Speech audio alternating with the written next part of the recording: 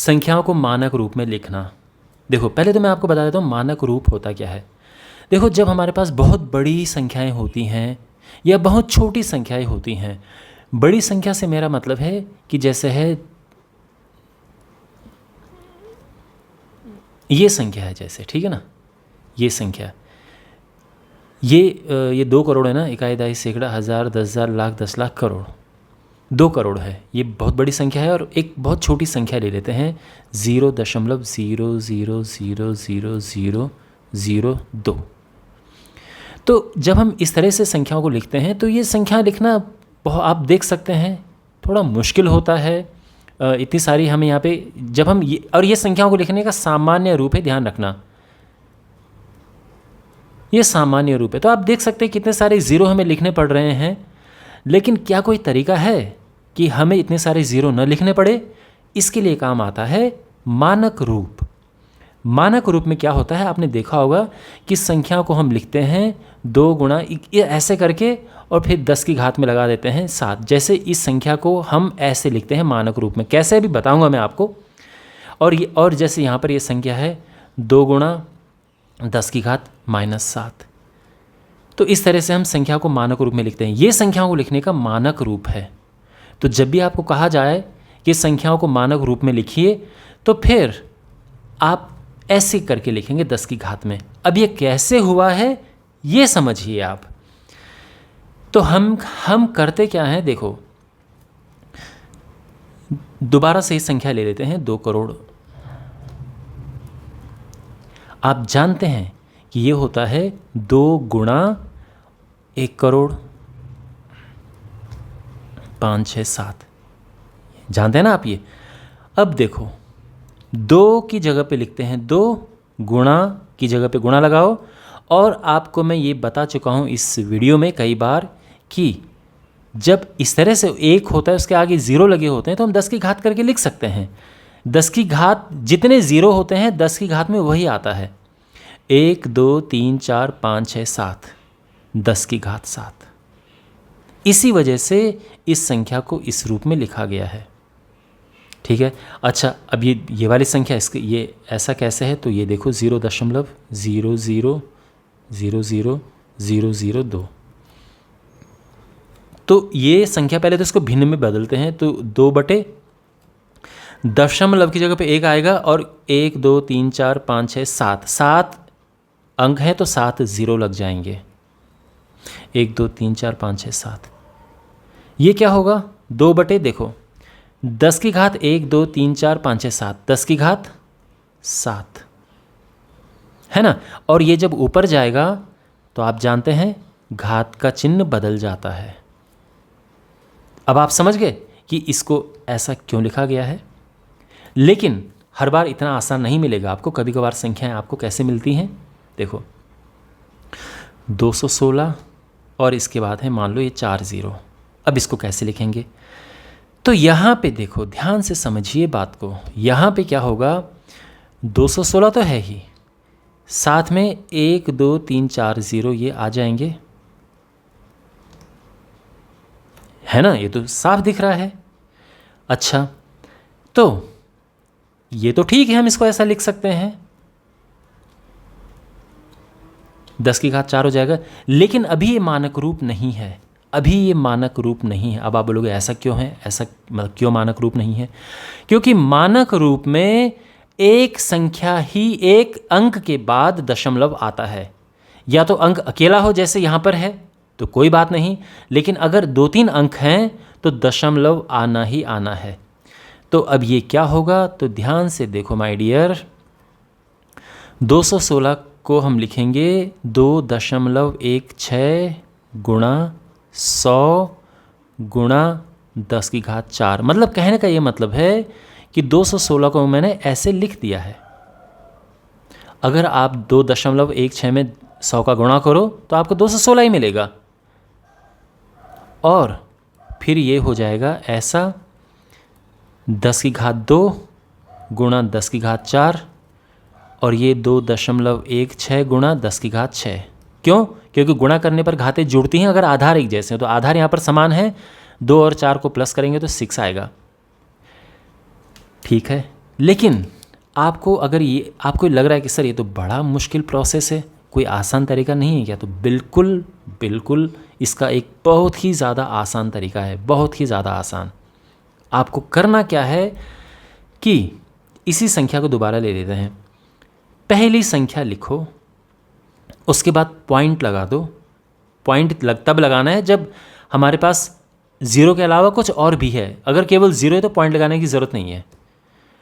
Point लगाओ और जो भी है अंक वो लिख दो। ज़ीरो नहीं लिखना है, जैसे लास्ट की ज़ीरो है तो ये नहीं लिखना, ठीक है, समझ गए। गुणा 10 की घात। अब 2 के बाद जितने भी अंक हैं उसको यहाँ पर घात में लिख कि कितने अंक है 2 के बाद, 1 2 3 4 5 6, बस आ गया आंसर। मान लो हमारे पास है 4 5 6 0 0 0 0 इस तरह से। तो क्या तरीका है करने का, देखो एक अंक लिखो, यानी सबसे पहला वाला तो लिखना ही है, दशमलव लगाएंगे और फिर ये लिखेंगे 5 6 गुणा 10 की घात।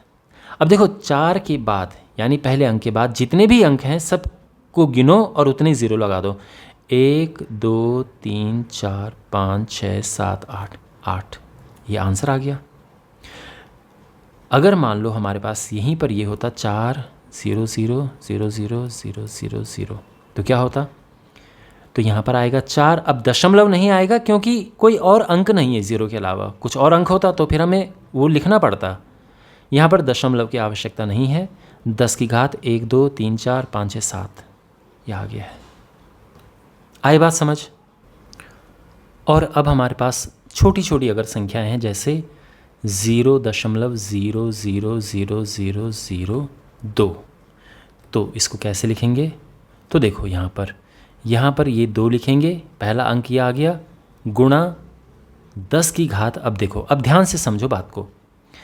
यहाँ पे हमें क्या गिनना है कि देखो 2 लिखना है हमें, तो यानी ये पॉइंट को हम इसके पीछे लेकर चलेंगे। आप इस तरह से समझ सकते हैं, 1 2 3 4 5 6, हम पॉइंट को इतना पीछे लेके चले गए, यानी आएगा -6। ठीक है, नहीं समझ आया, चलो एक और चीज़ देख लो।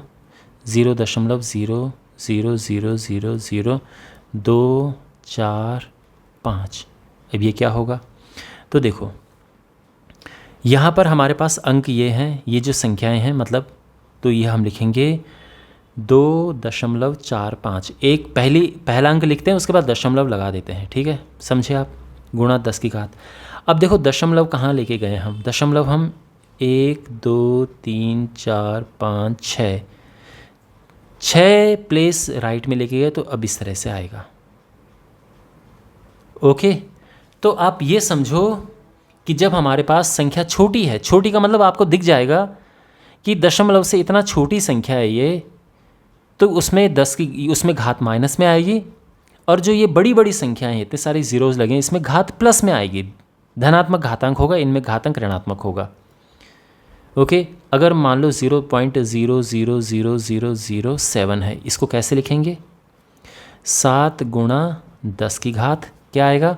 अब देखो 7 हम लिख रहे हैं ना, आप ये समझो कि पॉइंट को आप सीधा 7 के पीछे लेके चले गए, तो यानी 1 2 3 4 5 6 प्लेस राइट में, ये -6 आ गया, तो हम माइनस में लिखेंगे ऐसे, ठीक है ना। और अगर आपको कंफ्यूजिंग ही लग रहा है तो आप बस एक काम करो, आप ये देखो कि आपने क्या अंक लिखा है, 7 लिखा है ना, तो वहाँ तक दशमलव के बाद से गिनना शुरू कर दो, 1 2 3 4 5 6, तो टोटल ये आ जाएगा, है ना। मान लो हमारे पास है 0.004, ये क्या होगा, तो देखो हम लिखेंगे 4 गुणा 10 की घात, क्या आएगा, तो देखो दशमलव के बाद से गिनना शुरू कर दो 4 तक, 1 2 3, -3 आ गया यहाँ पर, है ना। और अगर आपको दूसरी तरह से देखना है कि दशमलव को हम यहाँ के पर लेके चले गए, तो 1 2 3 ये, ठीक है ना, मतलब दशमलव को यहाँ पर लेके चले गए। कभी कभार मैं ये क्यों बोल रहा हूँ, क्योंकि हमारे पास कभी कभार क्या होता है, जैसे 0.00046 है, तो ये क्या होगा, तो इसमें हम क्या करते हैं, एक अंक लिखते हैं, उसके बाद दशमलव। ध्यान रखना आप 46 गुणा नहीं करेंगे, एक अंक के बाद दशमलव आता है, 4.6 लिखना पड़ेगा हमें। अब देखो पॉइंट यहाँ पर आया, ठीक है ना। पॉइंट कहाँ से, पहले यहाँ पे था पॉइंट, और अब पॉइंट कहाँ पे आ गया, 4.6, यानी यहाँ पर आ गया। तो पॉइंट यहाँ से यहाँ गया है, तो कितने स्थान खिसका है पॉइंट, पॉइंट खिसका है एक स्थान, 2, 3 और 4। इसीलिए यहाँ पर ये -4 यह आएगा। बात समझ गए आप, इस तरह से। अब देखो ये जो पॉइंट को खिसकाने वाली चीज़ है ना, बड़ी कमाल की है ये, क्योंकि कभी कभार आपको संख्याएं ऐसी मिलेंगी 4, 6, 5, 7। अब मान लो ये संख्या है, इसको मानक रूप में कैसे लिखोगे आप, इसको मानक रूप में, ध्यान से देखो, एक एक चीज़ मैं समझा रहा हूँ आपको, और हर एक तरह की चीज़ मैं समझा रहा हूँ ताकि आपको एक्सरसाइज करते हुए कन्फ्यूज़न ना हो। तो यहाँ पर हम क्या लिखेंगे, पहला अंक लिखेंगे, उसके बाद पॉइंट लगाएंगे और बाकी अंक लिख देंगे। ये तो आपको तरीका है कि हमेशा ऐसा करते हैं। अब 10 की घात में मेन समस्या है, क्या लिखें हम। अब आप सोच रहे होंगे सर क्या लिखें, तो देखो जो मैंने आपको बताया है, पहले ये हमने ये लिखा ना, उसके बाद के अंक गिनना शुरू कर दो, 1, 2, 3, तो घात 3 आ जाएगी। सिंपल है, ओके। और अगर हमारे पास यहीं पे ये होता 4, 6, 5.7, फिर क्या करते हम, तो फिर करना तो वही है कि ये आएगा 4.657, है ना। लेकिन 10 की घात में क्या आएगा, तो देखो हमने क्या किया, यहाँ पर हमने देखो 4 तो लिखा, क्योंकि 4 के तुरंत बाद हमने दशमलव लगाया, उसके बाद से गिनना शुरू कर दो दशमलव तक, तो ये 1, 2, तो ये 2 आ जाएगा। या फिर जैसा हम यहाँ पर कर रहे हैं कि दशमलव को हम यहाँ पर दाईं ओर ले गए, यहाँ पे दशमलव कहाँ ले गए हम, 1, 2 बाईं ओर ले गए ना, तो इसलिए यहाँ पर कितने स्थान गया, 2 स्थान गया, तो ये +2 आएगा। ठीक, अगर मान लो हमारे पास है 4, 6, 5, 7, 8.3, तो क्या करेंगे हम, देखो लिखना तो हमने वही है, एक स्थान, एक अंक के बाद हम लगा देते हैं दशमलव, क्योंकि हमें मानक रूप में लिखने के लिए हमेशा ये करना पड़ता है। लेकिन 10 की घात क्या लगाएं, अब ये समस्या है। तो पॉइंट देखो यहाँ से इधर गया, फिर इधर गया, फिर इधर गया और इधर गया, 4 स्थान खिसका ना पॉइंट, 1, 2, 3, 4, हाँ, तो घात यहाँ पर 4 आ जाएगी। आसान है ना। लेकिन अब आप ये सोच रहे होंगे कि सर हमें कैसे पता चलेगा कि यहाँ पर प्लस की घात लगेगी या माइनस की घात लगेगी, है ना, कैसे पता चलेगा। अब आप ये समझो कि जब आप दशमलव को लेफ्ट में लेके जाओगे तो घात प्लस की आएगी, और दशमलव को राइट में लेकर जाओगे तो घात माइनस की आएगी। आप इसको याद रख सकते हो। जब दशमलव बाईं ओर जाएगा लेफ़्ट की ओर तो घात प्लस की होगी, और जब राइट साइड में जाएगा दशमलव तो माइनस की होगी। अब कोई तरीका अगर आपको समझ आता है इसको याद रखने का, LPRM याद रख लेना, ये है। ये मैंने आपको हर एक चीज़ समझा दी है। आपके पास ज़्यादातर क्या आएगा एग्ज़ाम में, मैं आपको बताता हूँ, ये चीज़ें आएंगी कि पृथ्वी से सूर्य की दूरी ये है, इसको मानक रूप में लिखो। तो आपको करना क्या है, देखो मानक रूप में लिखने के लिए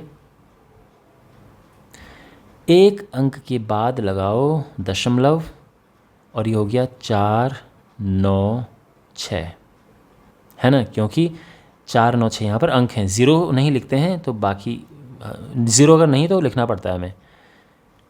10 की घात क्या होगा, तो देखो एक अंक के बाद दशमलव लग गया है, उसके बाद जितने हैं सब 0 लगा दो, 1, 2, 3, 4, 5, 3, 8, 3, 11 0 आएंगे, इतना मीटर। समझे। अच्छा अब इसे लिखना है, ये होगा 3 गुणा, अब ये 3 के बाद पॉइंट लगाने की ज़रूरत नहीं क्योंकि कोई अंक और नहीं है 0 के अलावा। तो 3 के बाद यहाँ पर कितने हैं, 1 2 3 4 5 6 7 8, 8 मीटर पर सेकेंड। समझे? अब ये 20 mm है तो ये तो 2 लिख दो, गुणा 10 की घात, अब देखो 1 लिखा उसके बाद एक ही अंक है तो 10 की घात 1 हो जाएगा। अब जैसे यहाँ पर है ये क्या आएगा, 7 गुणा 10 की घात। अब देखो क्या करेंगे यहाँ पर, तो मैंने क्या बताया था कि ये समझो कि पॉइंट जो है 7 के पीछे भाग चला गया है। 1 2 3 4 5 6, 10 की घात -6। ये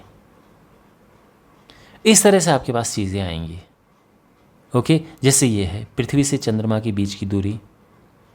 चलो यहाँ पर इन संख्याओं को भी लिख देते हैं, जैसे ये है और ये है, इन दोनों संख्याओं को।